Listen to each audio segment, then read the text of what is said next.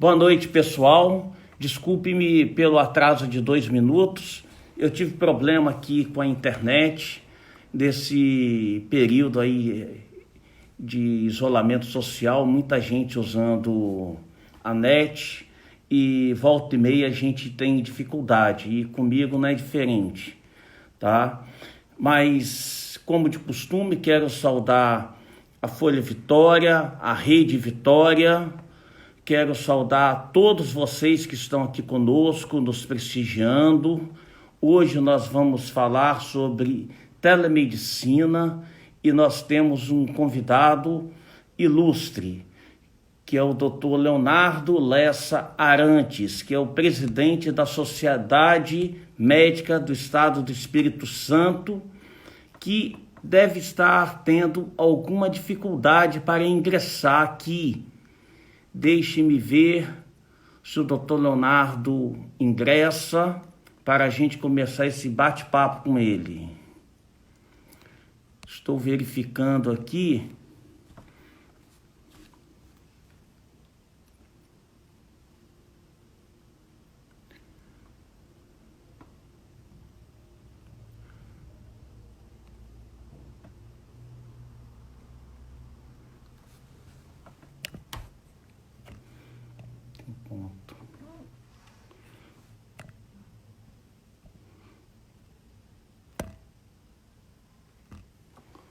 Bom,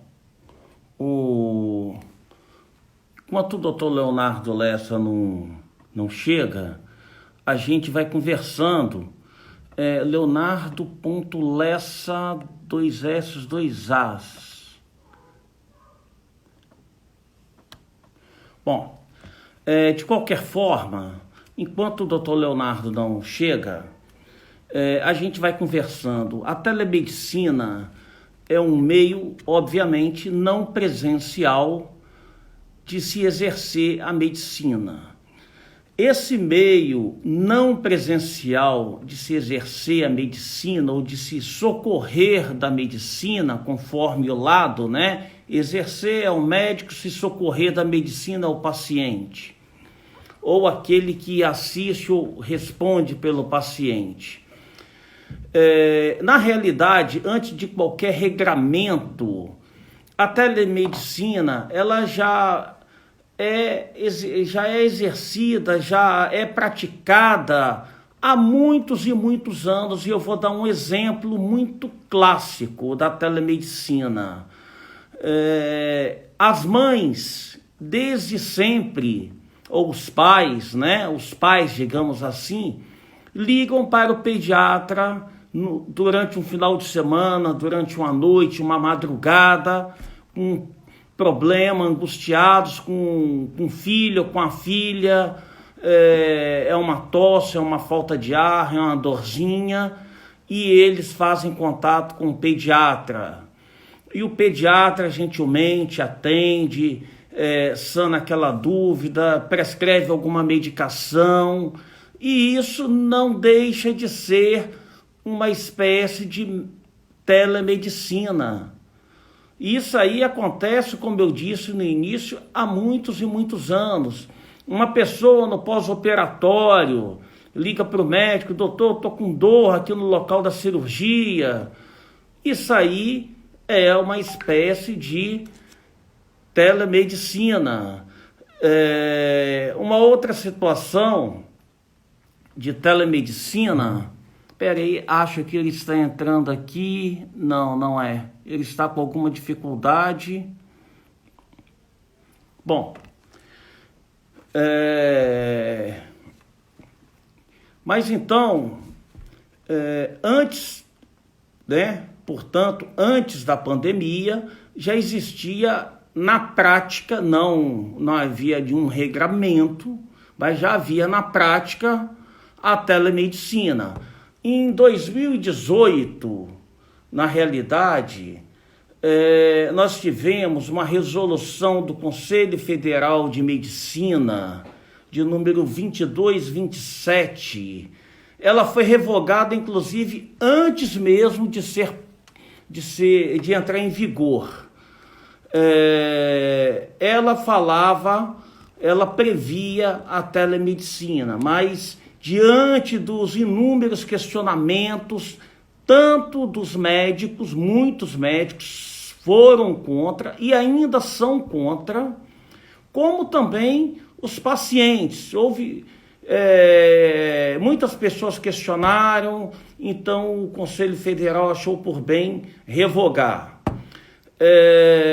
Quando chegou em 2002, o Conselho Federal fez uma nova resolução, que foi a 1643. Essa resolução, ela permitia o exercício da telemedicina desde que fosse uma troca de ideia ou de conhecimento entre médicos, ou fosse para o médico, na forma como eu disse no início, para tirar a dúvida do paciente que ele já tivesse atendido.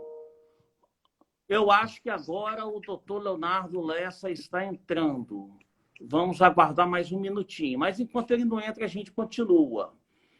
E, atualmente, existe o artigo 37 do Código de Ética Médica, que prevê que a telemedicina pode ser utilizada em casos de urgência e emergência, em caso em que possa fazer o exame físico do paciente quando cessado o impedimento do atendimento presencial e em caso em que haja médico nas duas pontas, ou seja, o médico ele não tem a expertise, liga para um colega e ali na presença dele, esse colega lá na outra ponta, ele auxilia, ele faz o atendimento do paciente, mas assistido ali presencialmente por um médico, tá? Opa! Finalmente chegou o nosso convidado de hoje. Como é que vai, doutor Leonardo? Está me ouvindo? Não está Agora me ouvindo, sim, agora eu estou te ouvindo. doutor Leonardo, boa Está noite. falhando. Está falhando? Aqui eu estou no 4G, eu nem tenho utilizado Tá falhando. o Wi-Fi para fazer as lives, para não haver falha. O senhor está também no 4G ou no 3G? Não estou conseguindo te ouvir. Não está me ouvindo? Ô, Carla, você está me ouvindo? Você que deu boa noite. Boa noite para você também, Carla. Se estiver me ouvindo, dê um joinha aí para gente.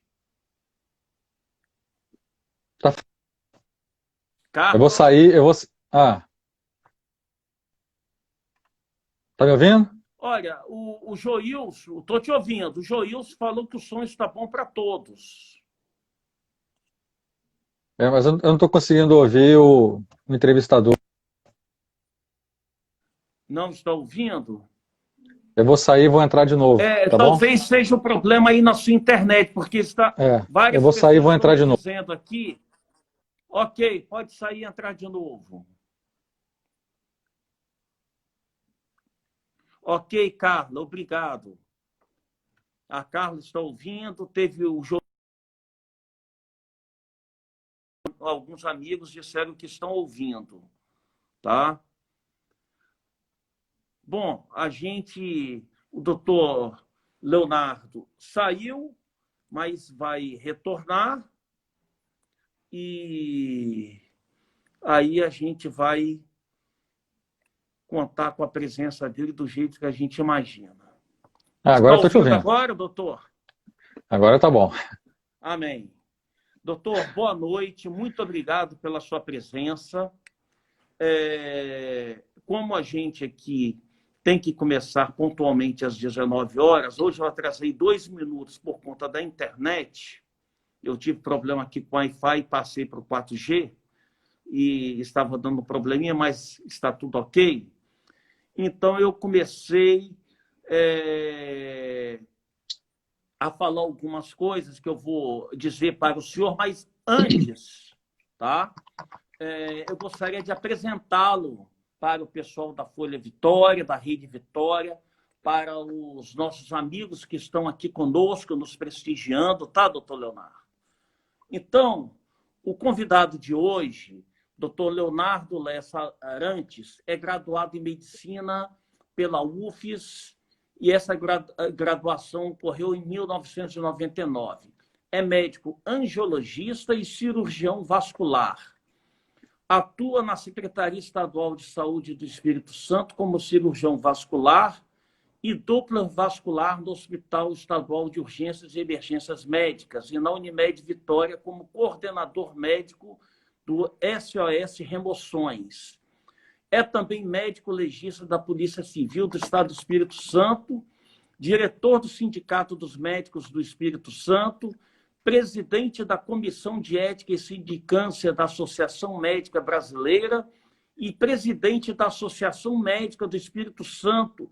Doutor, como que o senhor consegue isso tudo ao mesmo tempo e ainda aceita o meu convite, um simples mortal, para vir aqui falar com a gente, prestigiar a Folha Vitória, prestigiar as pessoas que nos estão assistindo? Quantas atividades, quanta importância. Parabéns, doutor. É um prazer estar aqui com vocês. Não, isso aí. Ainda toco guitarra nas horas vagas, quando consigo. Poxa vida, que bacana. Ainda tenho 3 meninos aqui em casa para cuidar. Rapaz, é muito. E a esposa, né? E a esposa, mas ela ajuda, né? Se não cuidar da esposa, apanha, acredito eu. É. Oi? Ela é carinhosa. Não, é carinhosa, mas não cuida não, porque o senhor vê, aí fica brava. É. Mas, doutor, eu estava falando que, ao meu ver, a telemedicina não é uma coisa tão nova. Na prática, isso aí eu já falei para quem nos assiste, ela existe desde sempre, porque desde sempre os pais ligam para o pediatra de noite, de madrugada, sábado, domingo, feriado. Doutor, meu filho está com asma, meu filho está com falta de ar, está com dor aqui, ali, está resfriadinho. E aí o médico receita um Prelônio, uma medicação qualquer. Isso aí que é uma gentileza, sempre foi a gentileza dos médicos pediatras, por exemplo. Isso aí não deixa de ser uma consulta, uma telemedicina, uma prática de telemedicina. Dei também o exemplo, doutor Leonardo, do pós-operatório. A pessoa faz uma cirurgia, sente uma dorzinha ou tem uma secreção no local da cirurgia, liga para o médico e o médico dá as instruções, indica para fazer uma massagem ou para tomar um outro remédio. Enfim, é uma telemedicina, não deixa de ser, né? Aí falei também que desde 2018 nós tivemos uma portaria 2227, que o Conselho Federal de Medicina revogou antes mesmo dessa resolução entrar em vigor, porque gerou muita polêmica, não só no meio médico, mas também no meio da sociedade, porque aquilo ali ficou muito estranho. Afinal de contas, nós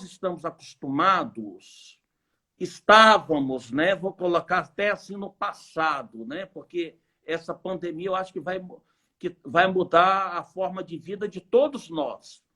Nós estávamos acostumados com um médico, principalmente aqui no Brasil, aquele médico que dá o afago, que toca no paciente para fazer um diagnóstico. Eu tenho muitos amigos que moram nos Estados Unidos e eles dizem, olha, os médicos norte-americanos, por melhor que seja essa nação norte-americana, por mais que seja considerado o país mais adiantado do mundo, na medicina a gente prefere o Brasil, porque o médico americano ele não toca no paciente. Ele olha para o paciente, dá o diagnóstico dele e acabou. Não tem aquele carinho típico do latino, né? E o brasileiro é um povo muito carinhoso. O médico brasileiro, ele parece que é mais humanizado, né? Então, em 2018, o Conselho Federal de Medicina ensaiou a telemedicina.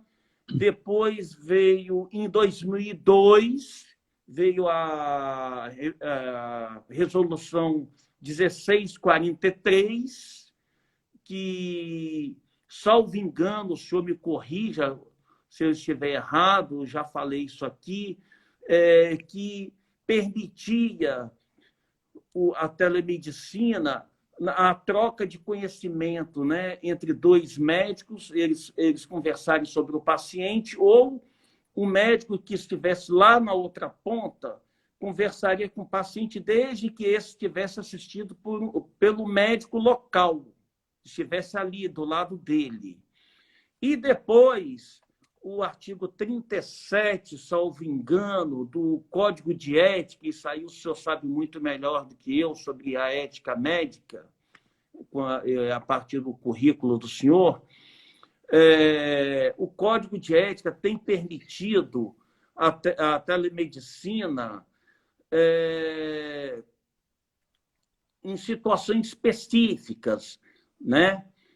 Mas eu vou deixar isso aí para o senhor falar, porque daqui a pouco eu vou falar muito e o nosso convidado, que é quem a gente quer tanto ouvir, não vai falar. Então, vou passar a bola para o senhor dizer o que o Código de Ética prevê para o exercício da telemedicina e agora, através do ofício do Conselho Federal de Medicina para o Ministério da Saúde, o que o Ministério da Saúde normatizou em meio a esta pandemia. Tá? Eu peço ao senhor inicialmente que nos fale sobre isso. A telemedicina, como você já bem falou aí, ela não é uma coisa nova, né? Eu diria que não só no telefone, né, naqueles contatos telefônicos de pacientes, que você falou pediatra aí, eu vi que tem um pediatra aqui, doutor Frasson, cirurgião pediátrico assistindo, que é muito comum, mas outras modalidades de telemedicina ela já acontece há muito tempo. Vou te dar um exemplo, que foi uma das primeiras, porque no Brasil existe a Associação Brasileira de Telemedicina, e essa associação ela existe desde a década de 90. Então, as primeiras experiências assim mais avançadas, digamos assim, além daquele contato informal, né, de médico com paciente com telefone, na hora da urgência, né, essa telemedicina mais regulamentada ou que tem uma certa implicação ética e legal, ela já tem sido praticada no Brasil desde a primeira metade da década de 90, 94, 95 mais ou menos. Uhum. Quando isso aconteceu a ele aí, falou que eu estou aqui. Tá aí o doutor Frasson. Pois isso aí aconteceu. Isso aconteceu em 94, 95, antes da criação, inclusive desses web browsers, né, que a gente usa hoje, né, o Opera, Chrome, esses outros. Antes da criação disso ainda, já havia alguns ensaios no Brasil de telemedicina. Isso foi feito na Universidade de São Paulo, no grupo de cardiologia, onde foi inventado alguns algoritmos de diagnóstico e apoio ao médico que estava distante para leitura de eletrocardiogramas, né? Então o paciente estava longe, né, em lugar ermo, não tinha ali perto um cardiologista, né? Ele fazia o eletrocardiograma, aquilo ali era convertido no sinal digital, era lançado então na rede para outro médico que estava em outra ponta, à distância, no caso ali em São Paulo, era feito um diagnóstico e aquele diagnóstico ele retornava então para aquele médico assistente. Era uma forma até de interconsulta, né? Você estava falando da relação de médico-médico, né, com o paciente em uma das pontas, o médico nas duas pontas, mas não existia aquele contato verbal, mas chegava-se assim então o diagnóstico, diagnósticos mais elaborados cardiológicos em locais onde não havia possibilidade de ter cardiologista, né? No meio da floresta amazônica, em lugares ermos, etc. Então isso já desde a década de 90 já acontece no Brasil, essa associação ela existe.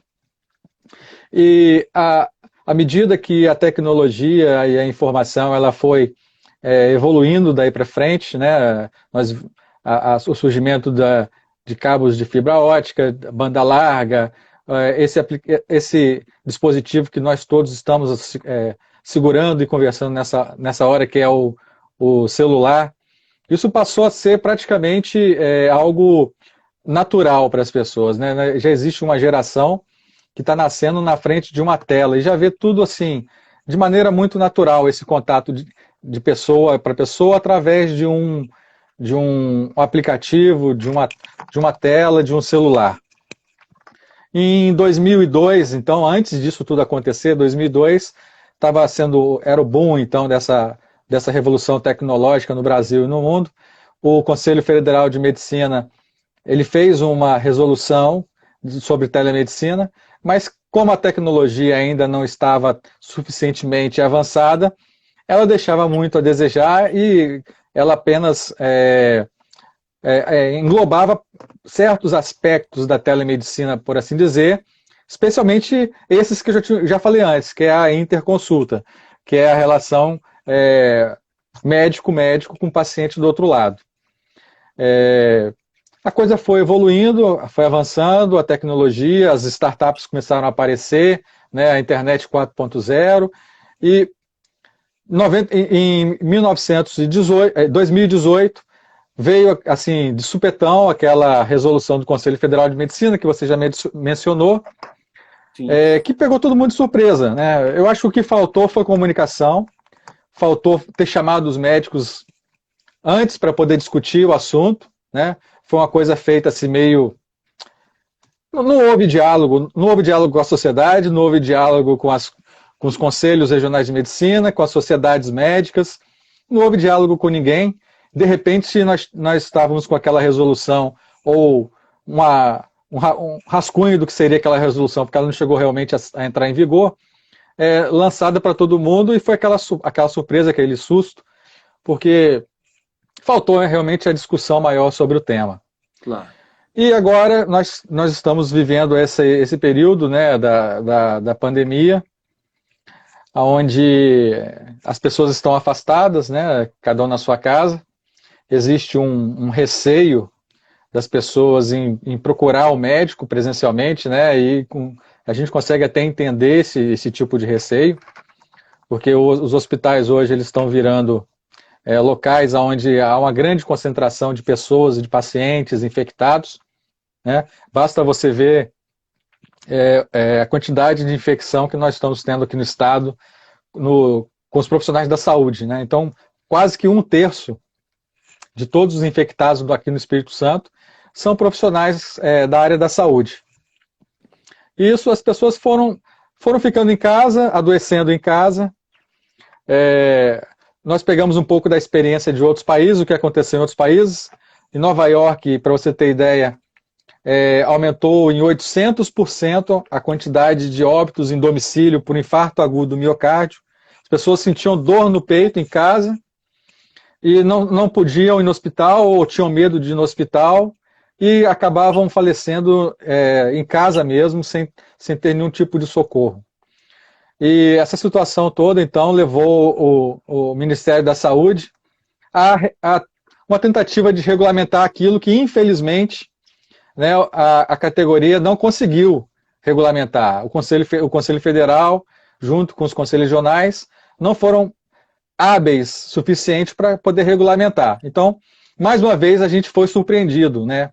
Agora, não por uma resolução de supetão, assim, no afogadilho, mas por uma pandemia, uma necessidade praticamente, uma necessidade urgente da população, e não teve jeito, a gente teve que se adaptar, até porque essa tecnologia ela já estava disponível para todo mundo, né? Então, o Ministério da Saúde ele lança essa resolução, na verdade uma portaria, a portaria 467, onde ela tenta regulamentar como seria a telemedicina durante todo esse período de pandemia. Seria algo temporário, nessa resolução ela não prevê a continuidade desse perfil, desse tipo de atendimento, e alguns aspectos eles precisam ser observados. Você falou aí do contato do médico-paciente, né? Sim. Da preferência que nós temos aqui nos países latinos do contato pessoal, né, do olho no olho. E isso faz parte da construção daquilo que nós chamamos de relação médico-paciente, entre o médico e o seu paciente.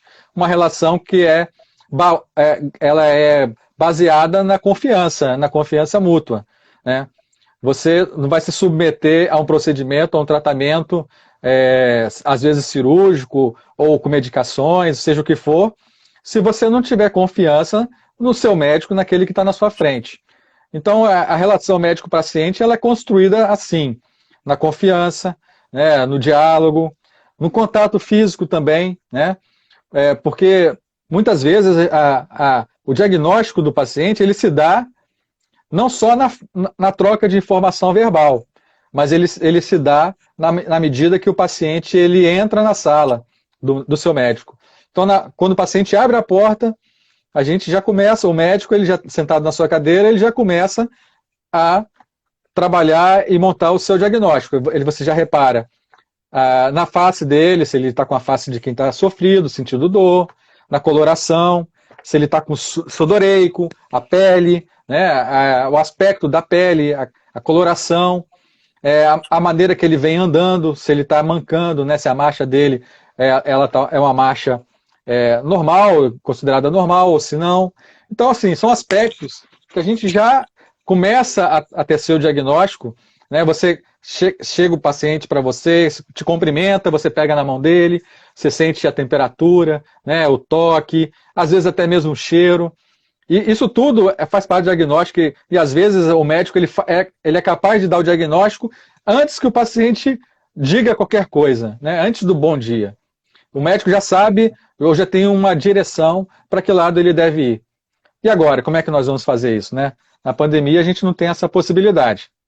É verdade. Bom, então agora com a telemedicina, a gente vai tentar resolver um pouco, né, tentar minimizar os problemas das pessoas. A gente entende que as pessoas estão em casa, estão com medo, mas eu até entendo que esse medo ele não deve ser assim, algo super valorizado, né? As pessoas valorizam demais, às vezes, o medo, e aquele medo vira pânico, e aquele pânico vai virando temor nas pessoas, e há uma grande epidemia acontecendo no nosso meio, que é a epidemia de informação, né? A gente está sendo bombardeado por informação de todos os lados, né?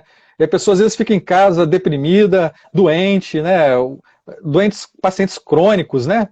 Ficam em casa sem acompanhamento, diabéticos, hipertensos, de todos os tipos, né? E com medo de sair de casa. O meu conselho primeiro é que ele vá busque ajuda, né? Busque ajuda.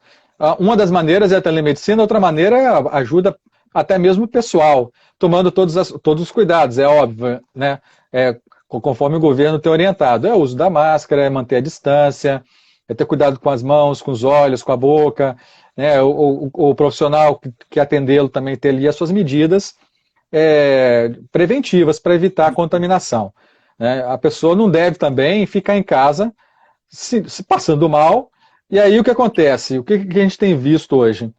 Eu sei que eu estou mudando um pouco da telemedicina, mas eu já vou voltar. Fique à vontade. O que as pessoas têm, o que a gente tem visto hoje? Que a pessoa fica em casa, muitas vezes doente e passando mal e sem assistência, e quando ela busca realmente o socorro, né, porque a necessidade passa a ser maior do que o medo, aí ela vai atrás do socorro, né? Quando a necessidade ela passa a ser maior. Muitas vezes já é tarde, né? Uma coisa que poderia ser simples, ela acaba sendo uma coisa muito mais complexa e com risco até à vida da pessoa. Né? Então, o Conselho Federal de Medicina, quando ele recebeu essa portaria do Ministério da Saúde, ele então criou-se uma resolução, né, numa tentativa assim, de tentar correr atrás do tempo perdido, né? Porque isso poderia ter sido regulamentado há muito tempo, né? E não foi. E a coisa tem acontecido assim, de diversas maneiras, e não há hoje um caminho só, né? A gente tem hoje várias empresas, várias startups aparecendo, se oferecendo, querendo uma vaga nesse mercado, né? Porque é um mercado novo que tá se abrindo. E é um mercado que está se abrindo, infelizmente, sem a regulamentação adequada, sem que o Conselho Federal de Medicina faça a regulamentação que é necessária. Então, primeira coisa que a gente precisa entender quando a gente vai tratar de telemedicina, isso é uma coisa assim, é uma exceção, é um período de exceção, é uma maneira de exceção de se fazer, porque isso aí precisa depois, a sociedade precisa depois conversar melhor sobre isso. Né? Então, como eu estava dizendo, o Conselho Federal de Medicina, ele tentou, lançou, eu estou até aberto aqui com ela, no portal, o ofício 1756 de 2020, que na verdade é uma resolução onde ele reconhece todo esse esforço do Ministério da Saúde, e apenas 3 modalidades de telemedicina elas são reconhecidas pelo Conselho Federal. E a teleconsulta, que é aquilo que a gente tem falado aqui, não é uma delas. É a teleorientação, que é mais ou menos aquilo que a gente tinha falado, que é você, quando o pediatra era acionado, né? É você orientar pelo telefone ou por um aplicativo. É uma orientação. O telemonitoramento, aí sim, é o contato com o paciente. Mas, veja bem, qual a diferença do telemonitoramento para a teleconsulta? O telemonitoramento, você já conhece o paciente, né? Então você já é meu paciente, eu já sei o que você tem. Nós já construímos uma relação médico-paciente, essa relação já foi construída, né? Então eu vou monitorar, por exemplo, a sua taxa de glicose, você vai me passando, eu vou te monitorando, eu vou te orientando, né? Mas não é uma primeira consulta, né? Eu não estou te conhecendo naquela hora, você já é meu paciente. E a outra é a teleinterconsulta, que é essa outra maneira, que é o médico nas duas pontas. O médico próximo ao paciente e outro médico especialista à distância. Independente da maneira que você quiser, porque realmente a portaria do Ministério da Saúde, ela contempla a teleconsulta. Ela libera para a teleconsulta. Né? Mas, independente do que for, alguns princípios e preceitos éticos e legais, eles precisam ser observados, porque há uma relação ali não seria uma prestação de serviço, eu não sei como a gente pode falar, porque para não parecer tão frio assim, mas você está prestando um atendimento a um paciente, você não tem aquela relação médico-paciente suficiente para ter aquela confiança que você normalmente teria com o paciente, mas, por outro lado, todas as implicações éticas e legais estão sobre o médico e o profissional que está exercendo aquela consulta. Então, você tem que ter sigilo, é uma delas, né? Sim. Hoje, o sigilo médico profissional, ele precisa ser mantido. Claro. Então, o aplicativo e o modo... Se o senhor quiser me interromper, pode interromper, senão eu vou falando. Não. Então, eu só queria depois fazer uma pergunta que a Márcia... Mas pode concluir o seu... Só para concluir, o que a gente precisa observar. Então, uma delas é o sigilo. O sigilo do paciente ele precisa ser preservado, o sigilo da informação. Hoje a gente viu aí, né, que quando a gente começou a usar o Zoom, alguns meses atrás, que é um aplicativo que a gente nem conhecia, que o Zoom foi hackeado em grandes empresas, né? Em escolas, as pessoas hackearam o Zoom. E aí? A gente não pode entender teleconsulta, como um aplicativo como um Zoom, que a pessoa fala de um lado do outro, ou WhatsApp. Não é isso. Tem que ter segurança da informação. A informação, a consulta, ela precisa ser registrada. Tem que ser aberto um prontuário para o paciente. É feito um prontuário desse paciente. É como se fosse uma consulta normal. E todas as implicações... todas as implicações éticas e legais, elas precisam... Seria gravado? Pode ser gravado, mas você primeiro tem que solicitar a autorização ao paciente para gravar. Sim, claro. Sim, autorizado sim, é gravado. Tem a segurança para as duas partes, né? Sim, sim, sim. Inclusive, quando a orientação do próprio Ministério é que quando o médico ele faça esse tipo de consulta, ele informe primeiro ao paciente o que está acontecendo, de que tipo de consulta ele está sendo submetido. As pessoas às vezes ficam um pouco encantadas com a tecnologia e não conseguem entender as suas limitações. A gente precisa deixar bem claro para o paciente quais são as limitações que esse tipo de atendimento ele tem. Né? Você está longe do doente, você não está sentindo o doente, você não está tocando o paciente. O paciente ele tem que estar ciente disso, que esse tipo de atendimento traz uma série de limitações, né? É verdade. A Márcia, doutor Uhum. Leonardo, ela está defendendo exatamente que, mesmo no período pós-pandemia, seja mantida esta possibilidade de consulta da telemedicina, né? Da consulta, seja mantida a telemedicina. Ela acha que isso aí é mais cômodo para as pessoas nesse dia a dia. Presumo eu que ela deva ter uma vida corrida, todos nós temos. E eu te confesso, eu já deixei de ir a médico várias vezes, de marcar médico, de ir a médico, de fazer um check-up, por falta de tempo, né? Claro que Uhum. tem determinados procedimentos, né? Fazer um exame de sangue, fazer um exame de imagem, a gente vai ter que se deslocar e não vai ter jeito. Mas o senhor, pelo que eu percebi, o senhor tem alguma resistência no período pós-pandemia à adoção da telemedicina? Não, eu não diria uma resistência, eu só acho que a coisa precisa ser bem conversada e discutida primeiro, sabe? Sim, É, não é só a relação médico-paciente que está nesse tipo de consulta. Nós também temos outro tipo de relação, que é do médico com o seu plano de saúde, ou a prestadora do plano de saúde, que precisa ficar bem definido, né? Ou seja, de que maneira esse profissional ele deve ser remunerado, né? Então, como qualquer atendimento, como qualquer consulta, implica em uma série de obrigações para o médico, né? Eu acho que o senhor, como advogado, pode até falar melhor, até mesmo o médico sujeito a erros, né, a equívocos, ele é sujeito a processos, sim, é a ter, verdade. a ter isso judicializado. Então, ele não pode tratar essa consulta como algo menor, né, ao E, meu ver, entendeu? e O que a gente, o que nós, vou pedir uma parte ao senhor. A responsabilidade médica vai continuar do mesmo tamanho. da O mesmo tamanho, do médico, mesmo jeito. seja presencial ou seja telepresencial, a consulta, a responsabilidade do médico, até por isso que eu fiz a pergunta, será gravada? Porque é um meio de proteção das duas partes.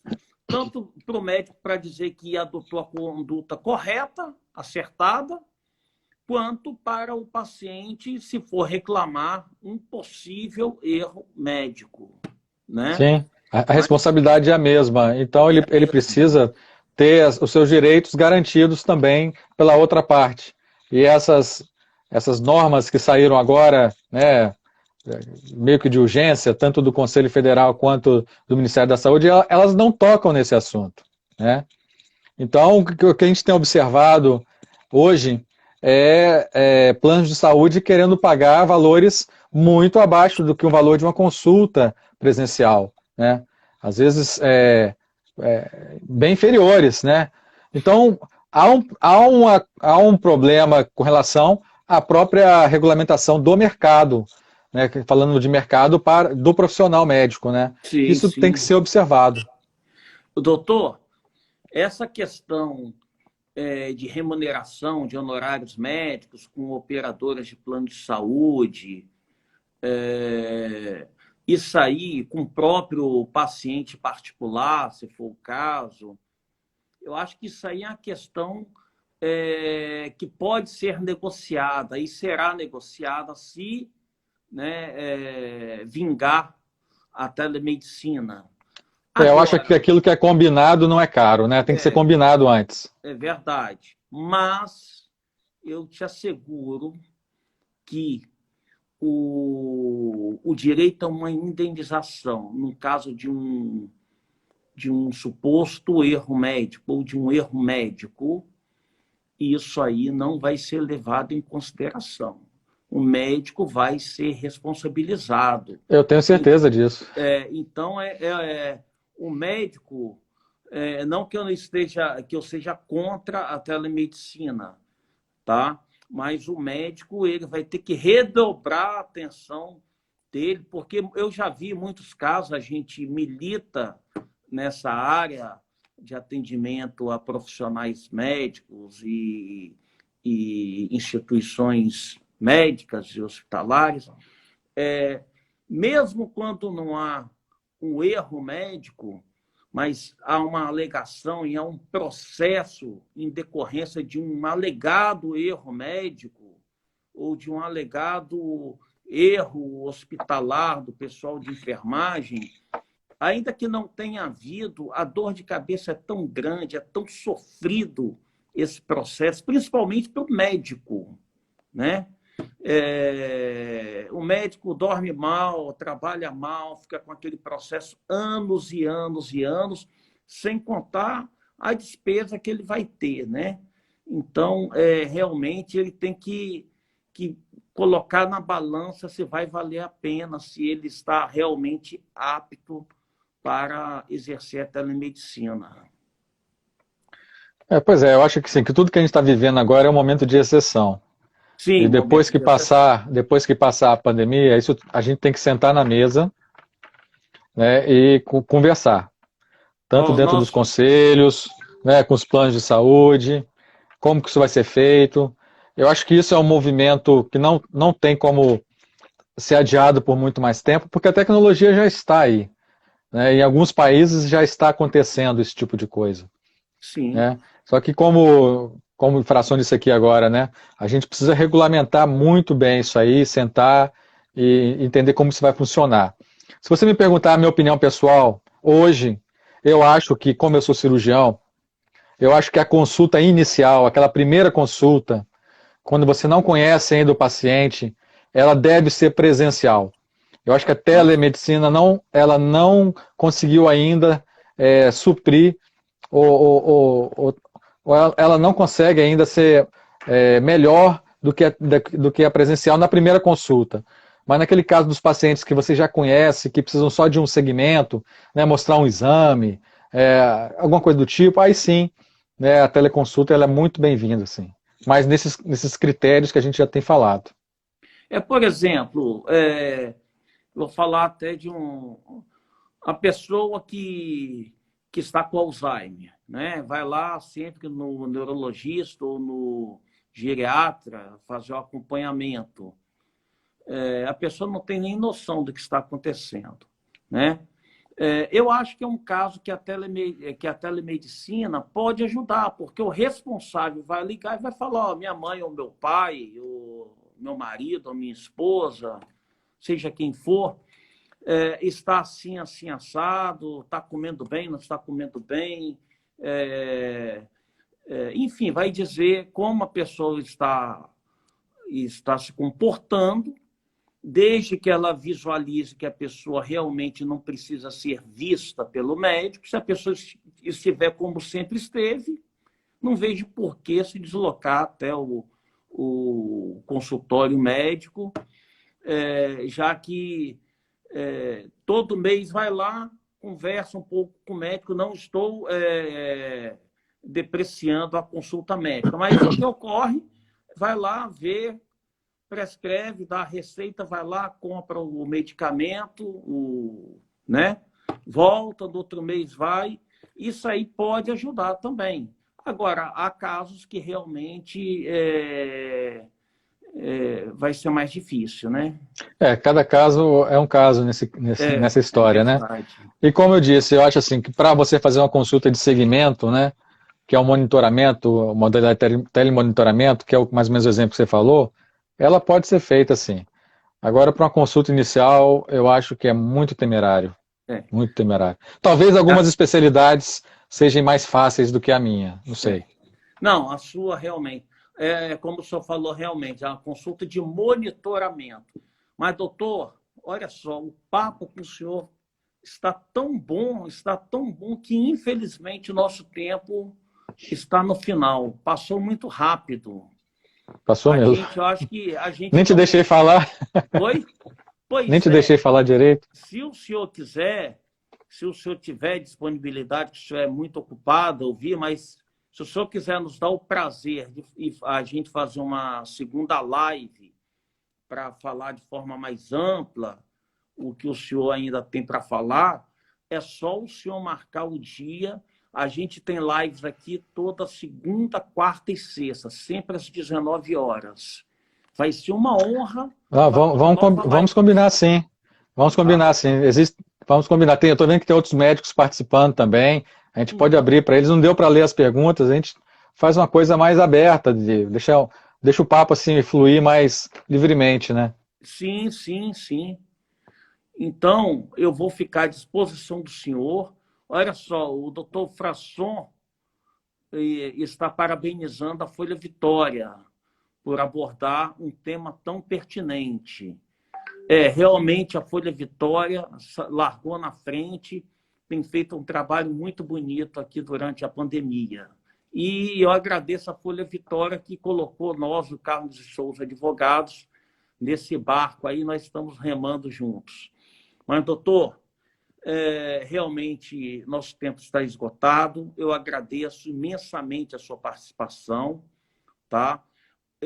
Ficarei muito feliz se o senhor puder fazer uma nova live para a gente explorar de forma mais ampla esse tema tão rico, tá? Estou à sua disposição, aguardando o seu contato, tá? Quero agradecer ao senhor, a todos que participaram, tá? Tem gente aqui dizendo que o tema precisa ser mais explorado. As pessoas estão pedindo aqui, tá? Então, estou à disposição do senhor. Sim, eu que agradeço o convite, né? Agradeço a Folha Vitória, a todo mundo que está aí participando, né, ao vivo, né? Teve uma boa participação. E me coloco também à disposição, assim, para a gente ter, até a iluminação já começou a cair aqui, para a gente ter, assim, o mais breve possível, voltar a falar desse assunto. Tá.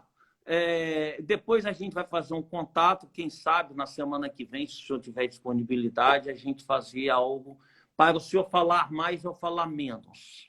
Tá? Eu já falei muito. Uma ótima segunda-feira para todo mundo, uma ótima semana. O conhecimento foi muito bom, tá? Então, doutor, muito obrigado a todos que nos prestigiaram, muito obrigado, Folha Vitória, Rede Vitória.